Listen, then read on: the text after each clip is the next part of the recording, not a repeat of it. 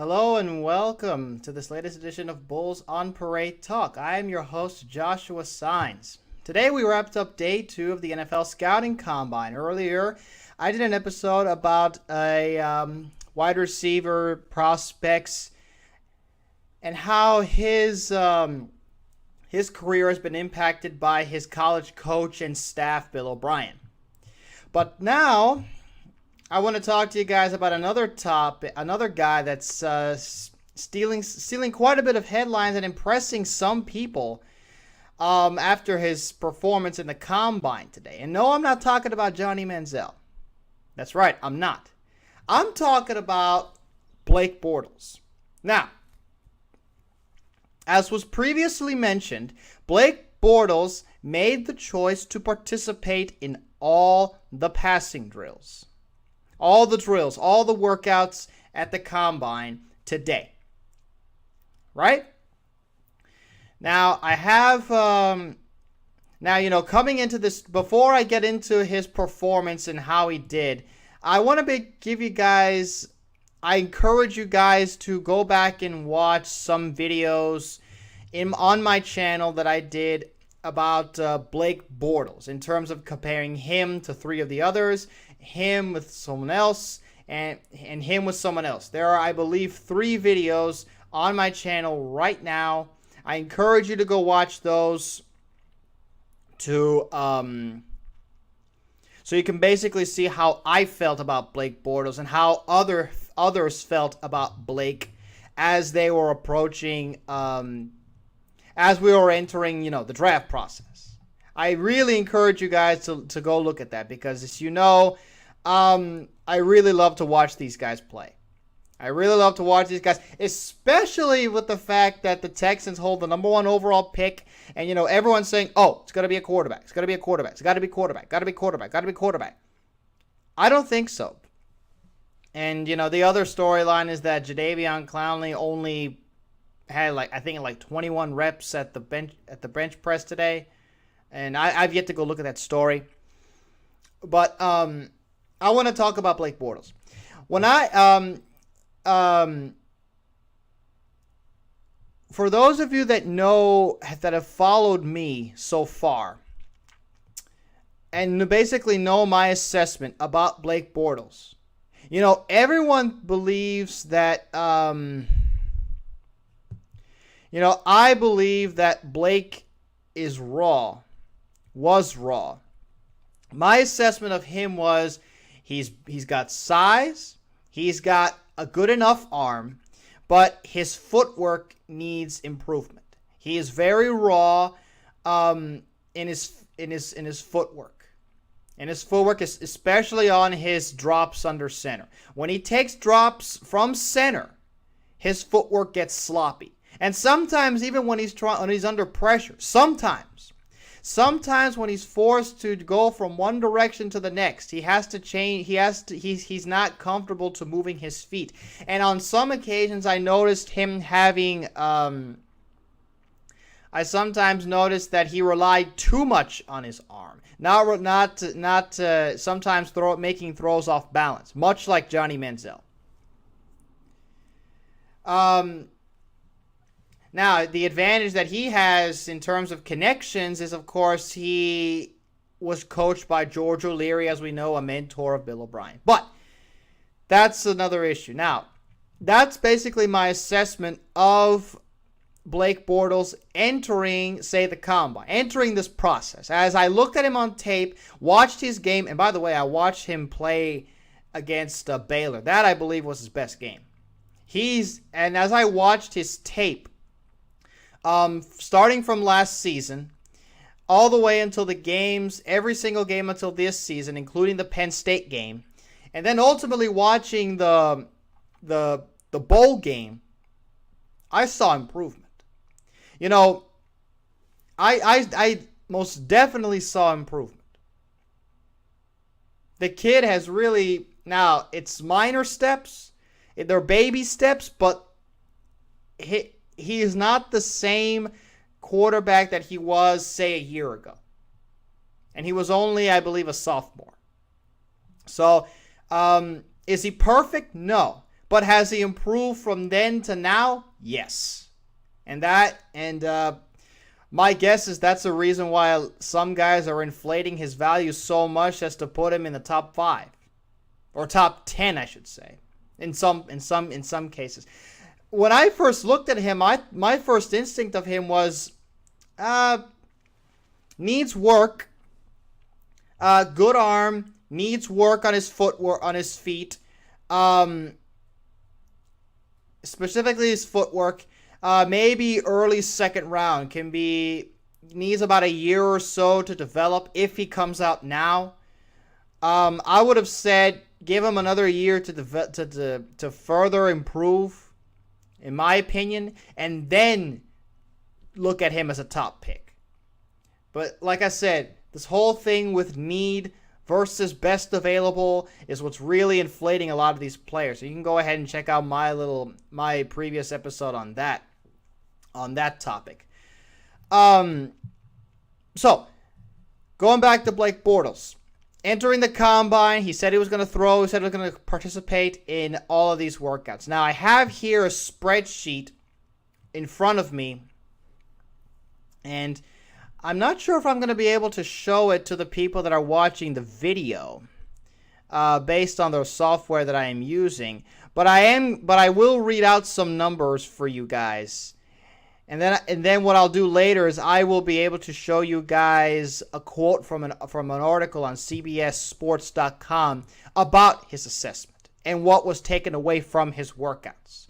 But going back to the spreadsheet, first of all, before I get into the spreadsheet, shout out to a fellow follower on Facebook, Louis Partain, who is a member of a lot of Houston Texans groups.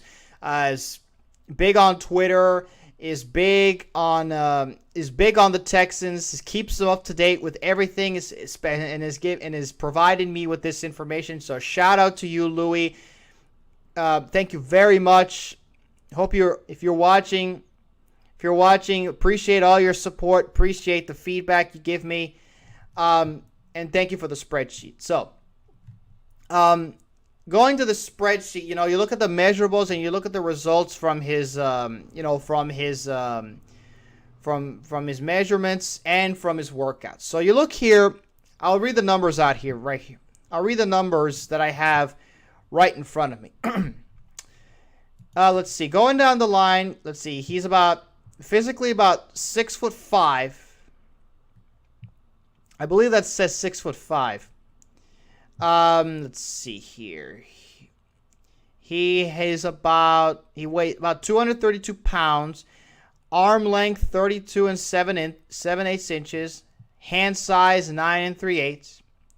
Let's see. Now we're entering the workouts. Starting with the 40-yard dash. His first attempt, he ran a 4.81. His second try, he ran a 4.88. In his 10-yard, he ran a 1.72. So his official 40 is a 4.93. Let's see. He had a 32.5-inch vertical, 9'7" broad jump. He recorded 7.8 on the 3-cone and 4.21 on the shuffle. So overall, I guess you kind of expect that from a guy like him, I suppose, but you expect that from a big guy. He's not going to run very fast. He's not the most. I wouldn't say he's not the most elusive guy. But overall, he's very strong. And he's got a good arm. Now, based on the reports that I have seen, one in particular from CBSSports.com, with a title called 2014 Combine, NFL Combine, 5 Takeaways from Sunday. And the way that they started this article fascinated me. And here's why. Everyone was so high on Blake Bortles. I wasn't going to go so far as to say, number 1 overall pick. No. I said maybe late first, early second. That's my take on him. based on what I've seen. Not because of need. Not because of need, not because of connections, not because of any of that. But looking at this article post workouts about him, and this is the quote that I'm going to be able to show you guys that are watching the video, and for those that are listening on the Talk Shoe podcast, I'll read it to you guys. So, this is the first two paragraphs plus one sentence about Blake Bortles. So here it is for you guys, and I'll read it to you. Starting from the beginning, it says, quote, Central Florida's Blake Bortles took advantage of the spotlight provided with the other high-profile quarterbacks opting not to compete at the Combine, impressing with his poise, accuracy, and arm strength during passing drills. For a quarterback too often characterized as raw, Bortles was smooth in his setup and release, tossing darts down the field. His accuracy and footwork on his three-step drops were excellent, showing very good rhythm, timing, and precision to rip it with very good target placement. He was a tick late with his 7-step drops and has room to improve his feet and balance in this area. But Bortles was still able to be accurate down the field, especially on deep bucket throws.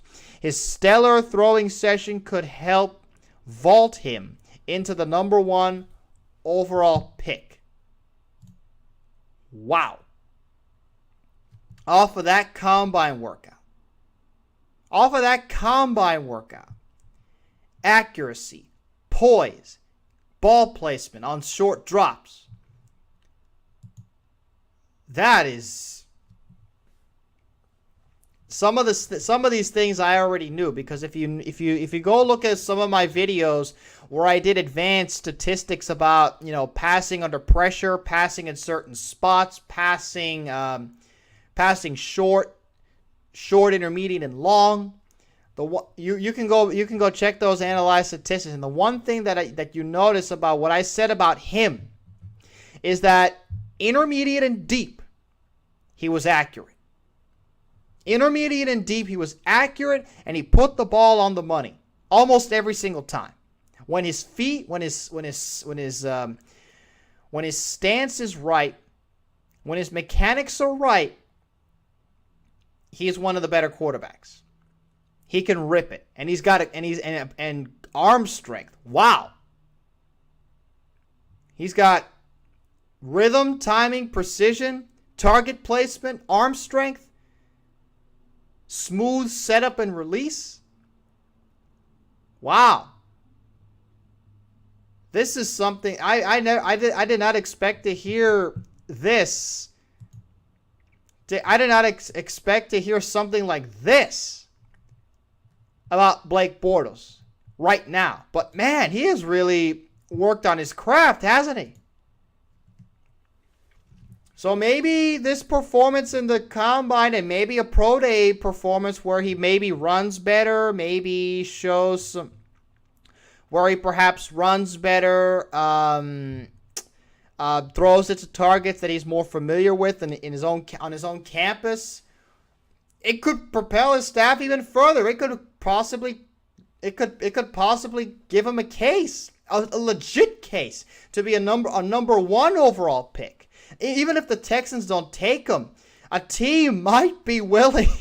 I can't believe I'm saying this, but according to what I'm reading, if this performance is that convincing for some teams, a team that's not the Houston Texans, or maybe it's the Houston Texans, I don't know,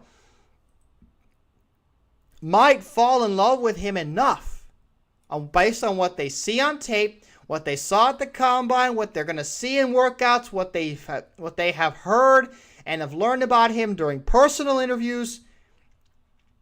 Someone's might fall in love with him enough to take him number 1 overall. Maybe. The word is maybe. Like I said, I'm not going to go that far. I would not take him number 1 overall. Like I said, I'm impressed with this workout. He continues to improve. Like I said, he still needs work on 7-step drops. Something that was noticeable. It is something that has been bugging me about him. His footwork on long drops. I've said it, and he still needs to work on it. Now, I am impressed with him. If based on what I'm reading, I wouldn't surprise me if someone fell in love with him enough to want to take him in the top 10. Maybe top 5, as some of these guys are projecting. But this guy reminds me. Everyone goes with the Ben Roethlisberger comparison, right? Well, this guy, in a way, kind of reminds me of Ryan Tannehill. I've said this on numerous occasions when talking about Blake Bortles, but I'll explain. Ryan Tannehill came out of Texas A&M also a little raw because he wasn't experienced enough. He didn't have a lot of experience as a starting quarterback in college football. He only had, I think about a year, and I think 2 years. If someone knows for sure, tell me in the comments section below the video. I think it was either 1 or 2 years that he had experience as a starting quarterback in college. Because for a while, A&M had a Gerard Johnson as their starting quarterback, and Ryan Tannehill was bumped to wide receiver due to the competition. But Ryan Tannehill, he was one of those guys, when you look at him on tape in college, you see flawed mechanics and can lead to inaccurate throws. But when his mechanics are right, he has the capability, he has the potential, he has the upside, he has the intangibles to be a good quarterback, possibly great. And we've shown that. And jury's still out on him in the pros right now. They took kind of a step forward this past season, and they almost made it to the playoffs. But that's the one thing about Ryan Tannehill that I can kind of see coinciding with a guy like Blake Bortles. With Blake Bortles, when his mechanics are right, when he does things the proper way, when he's well balanced, when he's set, when he's smooth, when he's relaxed, he can make the necessary throws. He can be he looks like a top 10 pick. I heard the same thing like I said that I heard the same thing coming out about Ryan Tannehill. So, in conclusion, I take away from this very impressive impressive combine results in terms of the passing drill. Now, of course, his running, of course, is nothing to wow yourself about. Especially when you look at guys like, for example, like a running back. For example, a guy like Kadeem Carey, perfect example. The Arizona running back. He clocked a 4.7 in the 40. There were guys that there was Oregon State's Brandon Cooks that was the fastest receiver in this workout. He clocked it at 4.33.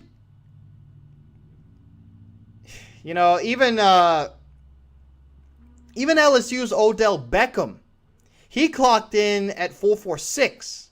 And just some incredible athletes, some deep. This draft offensively is filled with a lot of talent. A lot of small school prospects with a lot of talent.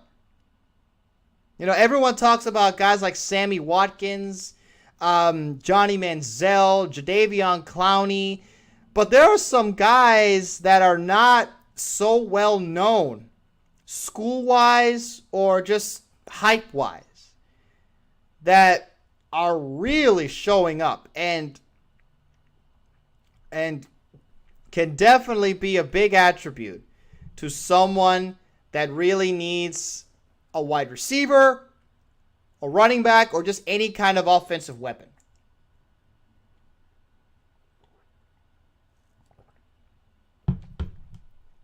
Athletes in this class today was a very entertaining day for those that love to watch people run super fast.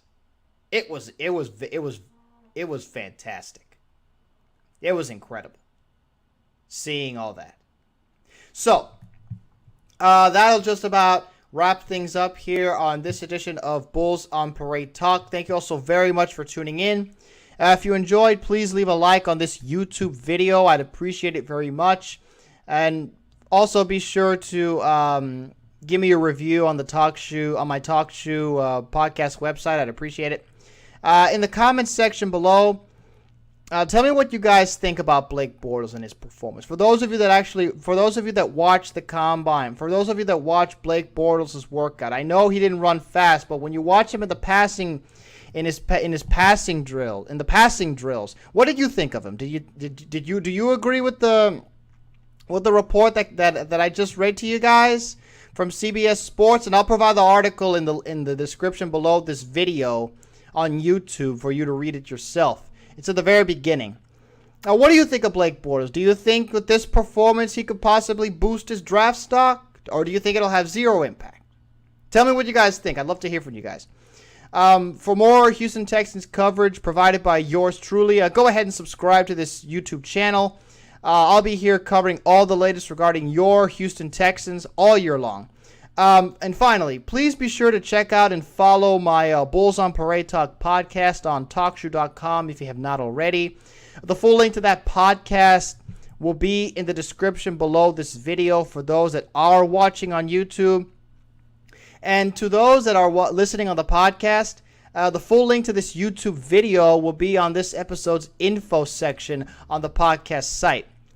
If you have any kind of questions or concerns regarding anything, whether it's Texans, YouTube, or podcast related, send me a message on TalkShoe or YouTube. I'll do my absolute best to reply as soon as I can. As always, this is your host, Joshua Signs, signing off.